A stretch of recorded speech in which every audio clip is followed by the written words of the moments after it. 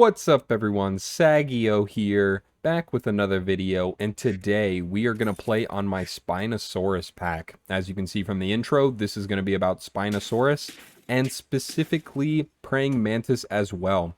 So, Praying Mantis and Spinosaurus work incredibly well together. As you know, at the start of your turn, Praying Mantis will eat the unit that is next to it, or units that are next to it, and Spino will give a random unit a buff after something on your team faints. So, the combination of these two are incredible, and it gets even better if you have multiple Spinos on your team. There's a lot of really cool feint builds that you can work with this, namely, if you've got like an ox, a shark, Spino, and Mantis. I've done this video before, a few months back actually, when the beta was still out, and it was incredibly fun. It was a super cool build, absolutely amazing. So builds like this are really, really fun, and they seem really unique, so it's really cool to be able to pull stuff off like that.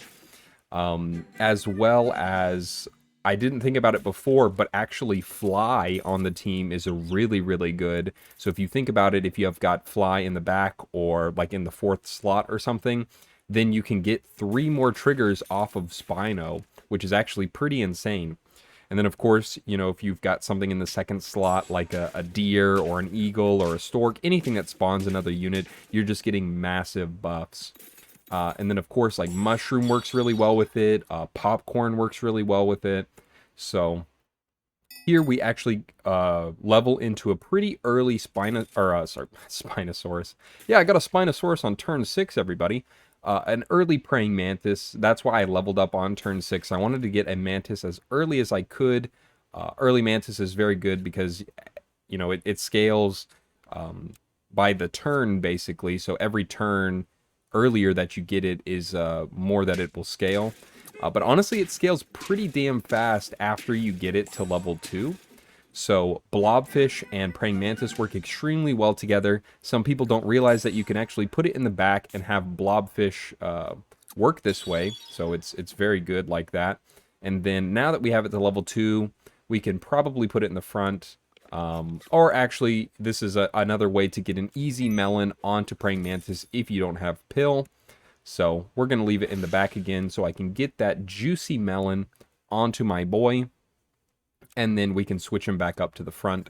So Praying Mantis is just so cool. Of course, it basically works as a pill.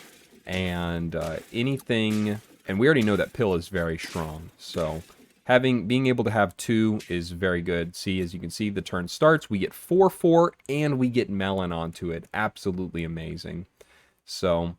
And the biggest thing that works with Praying Mantis is Blobfish. The more Blobfish that you can find, just the stronger your team is going to be overall. So the more the merrier, I say. In this pack, we have a lot of feint units that work well with it. However, we are sticking mostly with our hatching chick Clownfish. Clownfish, of course, works very, very well with the Blobfish. So we can double up on the stats that we're getting. So... as you can see, we are quite strong compared to some of these teams. Not this guy. He's got a really good food build going. And that was turn 8. Turn 8, he had the poodle. He had the level 2 squirrel. That was crazy. However, now we're on turn 9, and we are leveling up into a Spino. So now we're going to be basically unstoppable. We've got a lot of buffs going on. We get the 4/4 every turn from Praying Mantis. That's the only problem about Praying Mantis, is that you have to sack something every single turn. I wish you could leave a space open or something and it wouldn't do it, but no, that is not the case. I guess if you did that, you would have to run a 4 squad anyways, and that's not really... you don't really want to do that. Thankfully, this guy is much weaker. So much weaker. It's crazy. So we decide to take out the Dragonfly. We're like, okay, we're going to get rid of it anyways, so it doesn't matter. Pilling actually works super well with Spino too, because as you can see, I pill something and Spino will buff something, and it actually buffs itself, which is really cool. And that pill actually got us a Stegosaurus, which is absolutely incredible. There's no possible way to lose if I've got a Stego going on, And here now I don't have another pill, but I can just put blobfish like this so we can get a level 2 Spino very quickly. I was actually really trying to get 3 Spinos on the team. I thought it'd be really cool because at the start of the turn, you know, you'd get 4/4 on your praying mantis, and then +3/+2 on, you know, a random assortments 3 times. So we've already got a level 2, which means that we would get, I don't know, it's +6/+4, so it's pretty crazy. It's crazy stats that we would get every turn. See another Stego here. Might as well pick it up. Stegosaurus is super strong. Finally find our second Spino. We actually could have froze Tapir. I think Tapir could have been really, really good. Because actually at the start of the turn when Praying Mantis eats it, it could spawn another Spino. So I really should have looked out for that. However, I was just too focused on actually finding the Spino when I could have used a little bit of a creative way to get it. So it's a bit unfortunate on my part. However, we still are able to come up with a pretty cool build here. Super unfortunate that the Spino actually hits Mantis. That's the one problem, is that Mantis scales pretty damn quickly, and some of those buffs will actually go to it, so that's a bit unfortunate. However, we are already on 7 wins, and it isn't at 50-50 yet, so there's another Tapir. I just keep passing by those Tapirs, so super sad on my part. I even could have mushroomed... Oh, no, I can't mushroom a Tapir, but I could mushroom something like a blobfish or a mammoth to just continuously cycle that way. Tapir would actually need one more space to be able to get through here. And their T-Rex is no... There's no way their T-Rex could stop my Spino. However, in Jurassic Park, they definitely have a difference of opinion there.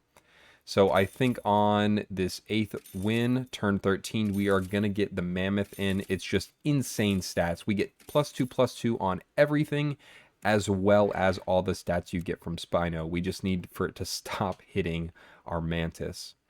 So this guy's got a pretty strong team. His Scorpion takes it out. However, it is no match for that. There's even the Tapir there.